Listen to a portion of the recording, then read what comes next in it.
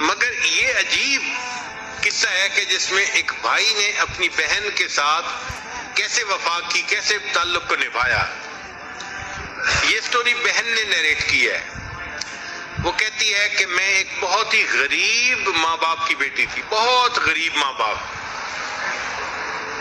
اور ہمارا علاقہ جو تھا وہ ماؤنٹینیس علاقہ تھا، ارد گرد پہاڑ تھے، اور اس کے درمیان میں ایک گاؤں تھا۔ اس گاؤں میں ہم اپنے والدین کے ساتھ رہتے تھے۔ میں بڑی تھی اور میرا بھائی جو تھا وہ مجھ سے 3 سال چھوٹا تھا۔ بہن بڑی تھی اور بھائی اس سے 3 سال چھوٹا تھا، اور دونوں زندگی گزارتے تھے۔ کہنے لگی کہ میری عمر 11 سال کی تھی اور میرے بھائی کی عمر 8 سال کی تھی۔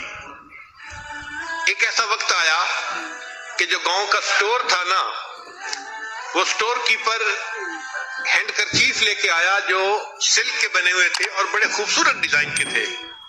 چنانچہ گاؤں کی ہر لڑکی کے ہاتھ میں وہ ہینڈ کرچیف تھا۔ جب میں نے دیکھا تو میرے دل میں بھی شوق ہوا کہ ایک ہینڈ کرچیف میں بھی خریدوں، لیکن میرے پاس 50 سینٹ تھے اور ہینڈ کرچیف کی قیمت جو تھی وہ $1 تھی، تو مجھے 50 سینٹ چاہیے تھے۔ اب میرے اندر جھجک ہوئی کہ میں اپنے ابو سے مانگوں، تو میں نے کیا کیا کہ جب اکیلی تھی تو والد کے ڈرائر سے 50 سینٹ میں نے چوری کر لیے، اور 50 سینٹ چوری کر کے میں نے $1 کا ہینڈ کرچیف خرید لیا۔ تو جب میں خرید کے لائی تو بھائی نے بھی دیکھا کہ نئی چیز خرید کے لائی ہے۔ اب میرے والد کے پاس زیادہ پیسے نہیں ہوتے تھے، چنانچہ اس نے جب اپنا ڈرائر کھولا تو اس نے فوراً فگر آؤٹ کر لیا کہ اس میں سے 50 سینٹ کسی نے چرائے ہیں۔ وہ کہتی ہے کہ میرے والد صاحب بڑے غصے میں انہوں نے ہم دونوں بہن بھائیوں کو بلایا اور بلا کے کہا کہ تم میں سے کس نے میرے 50 سینٹ چرائے ہیں۔ لڑکی کہتی ہے کہ یہ سن کے میری حالت تو ایسی کہ جیسے جسم میں خون ہی نہیں رہا، بالکل جیسے کوئی بے جان ہو جاتا ہے کہ بھئی میری چوری پکڑی گئی۔ میں بالکل خاموش کھڑی ہو گئی، رنگ پیلا ہو گیا۔ والد نے بھائی کو بھی بلا لیا اور بھائی کو بلا کے پوچھا کہ کیا تم نے میرے پیسے چرائے ہیں؟ اس نے کہا نہیں۔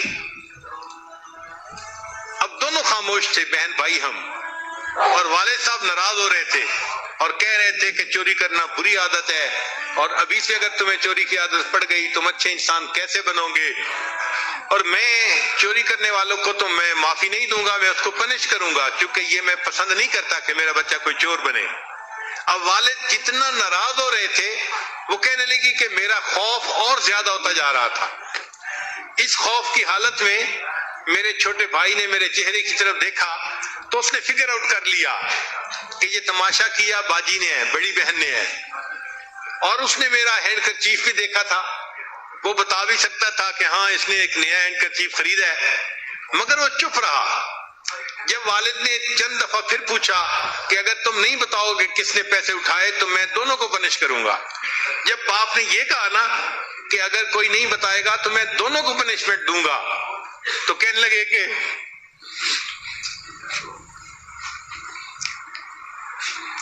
میرے چھوٹے بھائی نے ابو کا ہاتھ پکڑ لیا اور کہا کہ ابو یہ چوری میں نے کی ہے، حالانکہ اس نے چوری نہیں کی تھی، مگر اس نے باپ کی زبان سے یہ سنا تھا کہ باپ کہہ رہا تھا کہ میں دونوں کو پنش کروں گا، اور وہ یہ نہیں چاہتا تھا کہ میری بہن کو پنش کیا جائے۔ جب اس نے اپنی زبان سے کہہ دیا کہ ابو یہ چوری میں نے کی ہے، اب والد کا سارا غصہ اسی کے اوپر اتر گیا۔ چنانچہ والد نے اس کو مار پیٹ کی اور خوب ہیوملیٹ کیا، اور میرا بھائی یہ سزا بھی برداشت کرتا رہا، یہ ذلت بھی برداشت کرتا رہا، حتیٰ کہ ابو کا غصہ ٹھنڈا ہوا اور ابو چلے گئے، اور ہم دونوں بہن بھائی اپنے سونے والے کمرے میں آ گئے۔ ہمارا ایک کمرہ تھا، الگ الگ بیڈ تھے، ہم اس پہ سویا کرتے تھے۔ ہم نے لائٹیں آف کر دی اور ہم اپنے اپنے بیڈ پہ آ کے لیٹ گئے۔ وہ لڑکی کہتی ہے کہ لیکن میری آنکھوں سے نیند غائب تھی، مجھے گلٹ کا احساس تھا کہ قصور تو میرا ہے، اور مار میرے چھوٹے بھائی کو پڑی، میری آنکھوں سے آنسو رواں تھے، اور پھر مجھے یہ بھی احساس تھا کہ میں اتنی کمزور کیوں تھی کہ بھائی کو مار کھاتا ہوا تو میں نے دیکھ لیا، میں نے یہ نہیں بتایا کہ یہ کام میں نے کیا ہے۔ کہنے لگی کہ جب روتے روتے میرے آواز نکلنے لگی تو میرا چھوٹا بھائی اپنے بیڈ سے اٹھ کے آیا اندھیرے میں، اور اس نے آ کے میرے منہ پہ ہاتھ رکھ دیا اور میرا نام لے کے کہا کہ بہن یہ معاملہ اوور ہو چکا ہے، اب رو کے اس کو لمبا نہ کرو۔ یعنی جو مجھے سزا ملنی تھی وہ تو مل چکی، اب کیوں رو رہی ہو اور اس معاملے کو لمبا کر رہی ہو؟ وہ کہنے لگی کہ میں حیران تھی کہ یہ مجھ سے چھوٹا ہے اور اس کو میرا اتنا خیال ہے کہ یہ کہتا ہے کہ اب اس پہ افسوس کرنے کی بھی ضرورت نہیں ہے، اگر مجھے سزا مل گئی تو کوئی بات نہیں، میں نے سزا برداشت کر لی۔ وہ کہتی ہے کہ اس وقت میرے بھائی کی عمر 8 سال تھی اور میری عمر اس وقت 11 سال کی تھی۔ ہم دونوں اسکول میں پڑھتے تھے، ہم دونوں اچھے اسٹوڈنٹ تھے، محنت کرتے تھے، ہوم ورک کرتے تھے اور اچھے نمبر لیتے تھے۔ چنانچہ کئی سالوں کے بعد ایک ایسا دن آیا جب ہمارا رزلٹ گھر ہمارے پہنچا۔ رزلٹ بہت اچھا تھا، ہم نے A گریڈ لیے تھے۔ وہ کہتی ہے کہ میں اپنے کمرے سے باہر آئی تو میں نے دیکھا کہ ابو صحن میں بیٹھے ہیں اور ان کے چہرے پہ غم کی کیفیت ہے، جیسے کوئی بندہ سوچوں میں گرفتار ہوتا ہے، مغموم بیٹھا ہوتا ہے۔ میں حیران کہ ہمارے اتنے اچھے رزلٹ ابو کے ہاتھ میں آئے اور ابو ابھی بھی پریشان ہیں۔ تو کہنے لگی کہ تھوڑی دیر کے بعد ابو نے میری امی کو بلایا اور بلا کے کہا کہ دیکھو تمہارے بچوں کے رزلٹ بہت اچھے آئے ہیں۔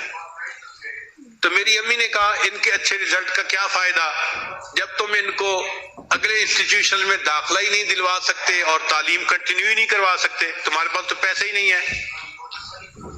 تو میرے ابو نے جواب دیا ہاں میرے پاس اتنے پیسے تو ہیں کہ میں 2 میں سے 1 کو کالج میں داخلہ دلوا سکتا ہوں، مگر دوسرے کے لیے میں اپنے دوستوں کے پاس جاؤں گا اور ان سے پیسے ادھار لے لوں گا۔ چنانچہ یہ کہہ کے ابو میرے باہر نکلے اور جتنے گاؤں میں ان کے دوست تھے وہ سب کے دروازوں پر گئے، مگر گاؤں میں لوگوں کے پاس اتنے پیسے نہیں ہوتے، چنانچہ ابو خالی ہاتھ واپس آئے۔ جب خالی ہاتھ واپس آئے تو امی نے پوچھا کہ تمہیں تو کہیں سے قرضہ بھی نہیں ملا، اب بچوں کا کیا کرو گے؟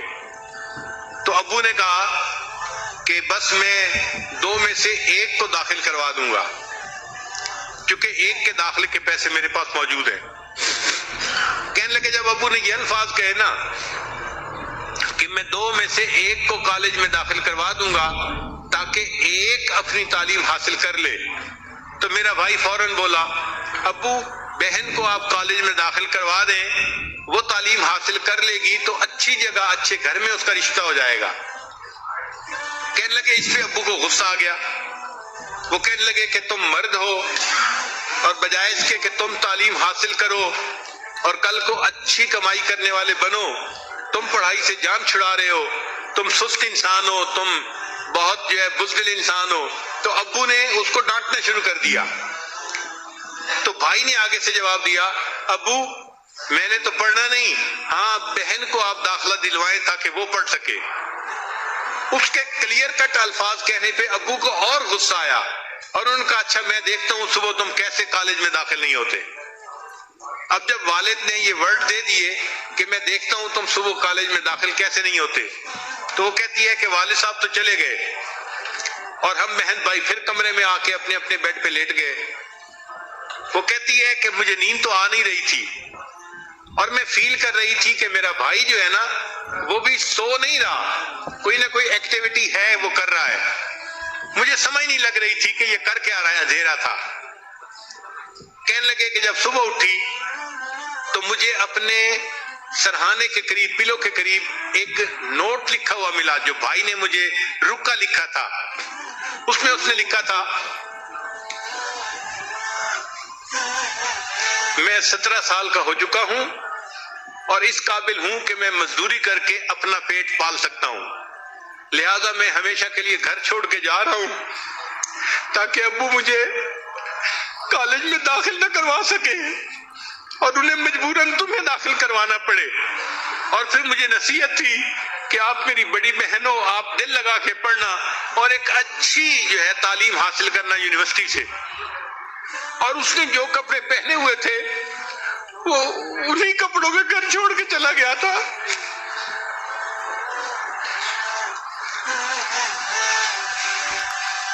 جب صبح پیرنٹس کو پتہ چلا، اب والد کے پاس کوئی اور آپشن ہی نہیں تھی، چنانچہ والد نے مجھے یونیورسٹی جا کے داخل کروا دیا شہر میں، اور میں ہاسٹل میں رہنے لگ گئی، اور بھائی تو گھر چھوڑ کے چلا گیا تھا۔ اب بھائی نے قریب ایک کنسٹرکشن کمپنی تھی، وہاں جا کے مزدوری کی جاب شروع کر دی، جیسے ایک مزدور جاب کرتا ہے۔ تعلیم تو اس کے پاس زیادہ تھی نہیں، 17 ایئر اس کی ایج تھی، تو کہنے لگی کہ 17 ایئر میں اس بھائی نے میری خاطر اپنے پروفیشن کو اور فیوچر کو اس نے بند کر دیا اور میرا خیال رکھا، اتنی ینگ ایج میں، چھوٹی ایج میں۔ کہنے لگا کافی عرصہ پھر ہماری ملاقات نہیں ہوئی۔ مجھے یونیورسٹی میں کئی سال گزر گئے۔ ایک دن میں اپنے کمرے میں بیٹھی پڑھ رہی تھی تو میری رومیٹ آئی اور مجھے کہنے لگی کہ باہر ہاسٹل کے دروازے پر ایک نوجوان لڑکا کھڑا ہے جو دیکھنے سے بالکل دیہاتی نظر آتا ہے، اور بہت میلے کچیلے اس کے کپڑے ہیں، اور وہ کہتا ہے کہ وہ تمہارے گاؤں کا رہنے والا ہے اور تم سے کوئی بات کرنا چاہتا ہے۔ تو وہ کہتی ہے کہ میں حیران کہ گاؤں کا لڑکا کیوں کوئی مجھ سے بات کرنے کے لیے آیا۔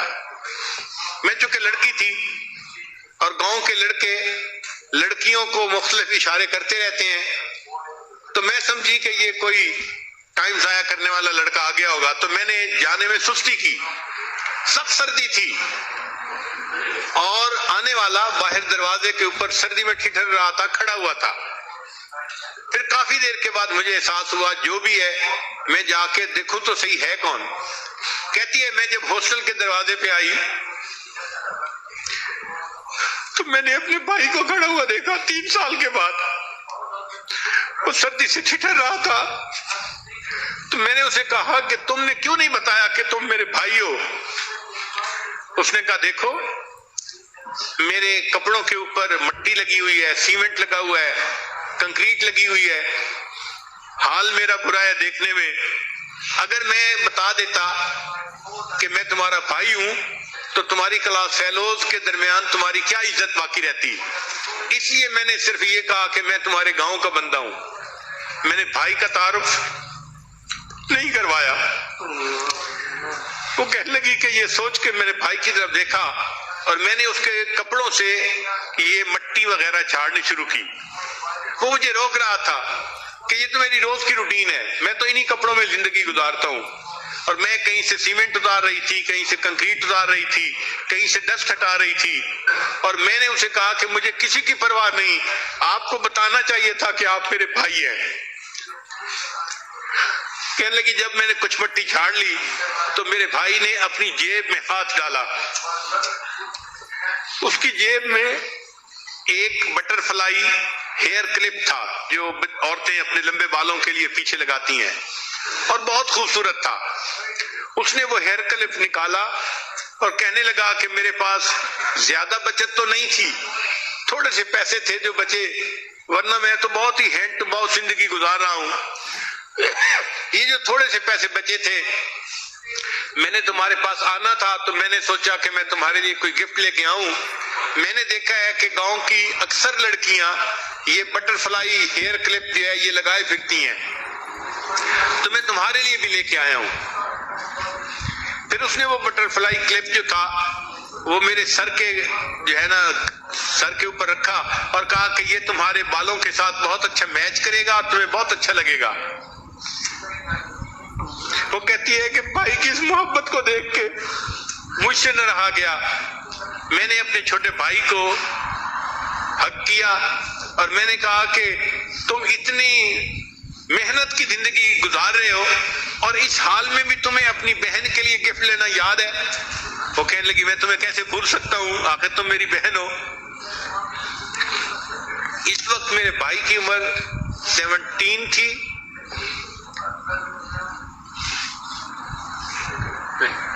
نہیں، بھائی کی عمر شاید 24 تھی اور بہن کی عمر اس وقت 27 ہو چکی تھی، یونیورسٹی کا ٹائم درمیان میں آ چکا تھا۔ وہ کہنے لگی کہ خیر میں نے بھائی کو پھر رخصت کیا، تو اس نے مجھے تسلی دی جاتے ہوئے کہ خرچے کی طرف سے گھبرانا نہیں، جو بھی میرے پاس بچت ہوگی میں تمہیں بھیجوں گا، کچھ تمہیں ابو بھیج رہے ہیں اور کچھ میں تمہیں بھیجوں گا، اس سے تمہارے خرچے پورے ہو جائیں گے، لیکن تم اپنی تعلیم اچھی طرح حاصل کرنا۔ جس نے اپنی تعلیم کا راستہ بند کر دیا تھا وہ بہن کو نصیحت کر رہا ہے کہ تم اچھی تعلیم حاصل کرنا۔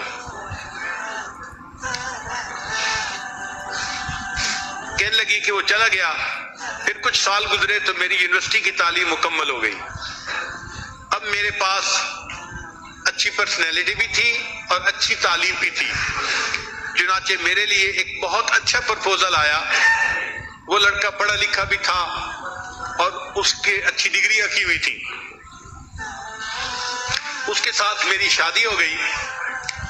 شادی کے بعد میرے خاوند کو میرے بھائی کی کمپنی میں ڈائریکٹر کی جاب مل گئی۔ تو جس کمپنی میں، کنسٹرکشن کمپنی میں اس کا بھائی کام کرتا تھا مزدور کے طور پہ، اسی کمپنی میں اس کا جو خاوند تھا وہ ڈائریکٹر آ کر لگ گیا۔ کہنے لگا کہ چند دنوں کے بعد میرے خاوند نے مجھ سے کہا کہ تمہارا بھائی بہت محنت والا کام کرتا ہے، تھکن والا کام کرتا ہے اور مشکل والا کام کرتا ہے، اگر تم اس سے پوچھ لو، اگر وہ چاہے تو میں اس کو سپروائزر کی سیٹ پر جو ہے وہ پروموٹ کر دیتا ہوں تاکہ اس کو زیادہ مشقت والا کام نہیں کرنا پڑے گا۔ تو بہن نے جب مجھ سے پوچھا، بہن کہتی ہے کہ جب میں نے بھائی سے پوچھا، اس نے بہت فرملی مجھے کہا کہ نہیں، مجھے پروموشن نہیں لینی، میں اسی پہ کام کرتا رہوں گا۔ میں خاموش ہو گئی۔ کچھ دنوں کے بعد میرا بھائی سیڑھے کے اوپر چڑھ کر کوئی بجلی کا کام کر رہا تھا، اس کو کوئی بجلی کا جھٹکا لگا اور وہ کافی اونچائی سے نیچے گرا۔ اس کی لیگ کے اوپر ایک بڑا زخم بھی آیا اور وہ بے ہوش بھی ہو گیا، چنانچہ اس کو ایمرجنسی میں ہاسپٹل میں پہنچا دیا گیا۔ جب ہمیں اطلاع ملی تو میں اپنے خاوند کے ساتھ اس کی توا پرسی کے لیے ہاسپٹل گئی۔ تو کہتی ہے کہ اس دوران میرے خاوند نے پھر ٹاپک چھیڑا کہ اس کو کیا ضرورت ہے یہ مشکل کام کرنے کی، میں اس کو پروموٹ کر دیتا ہوں سپروائزر کے طور پہ تو اس کا کام آسان ہو جائے گا۔ تو میں نے پھر بھائی سے کہا کہ بھائی آپ کیوں جو ہے پروموشن کو نہیں لینا چاہتے؟ تو کہنے لگے، اس نے بڑا سنجیدہ منہ بنا کر کہا کہ دیکھو تمہارا خاوند ابھی ڈائریکٹر بنا ہے، اگر یہ ایک ان پڑھ لڑکے کو سپروائزر بنا دے گا تو کمپنی میں اس کی عزت کیا رہے گی؟ تو تمہارے خاوند کی عزت کی وجہ سے میں پروموشن نہیں چاہتا، میں جیسا ہوں ویسا ہے۔ وہ کہتی ہے کہ میں اپنے بھائی کی طرف دیکھ کر حیران ہو رہی تھی کہ اتنا اس کو اپنے بہن کا احساس ہے کہ بہن کے خاوند کی بھی عزت کہیں خراب نہ ہو، اور یہ خود تنگی کی زندگی گزارنے کے اوپر راضی ہے۔ زندگی کا وقت گزرتا رہا، حتیٰ کہ جب میرا بھائی 30 سال کا ہو گیا تو اس نے گاؤں کی ایک لڑکی سے شادی کی۔ اب شادی کی مجلس میں سب گاؤں کے لوگ آئے ہوئے تھے، رشتہ دار آئے ہوئے تھے۔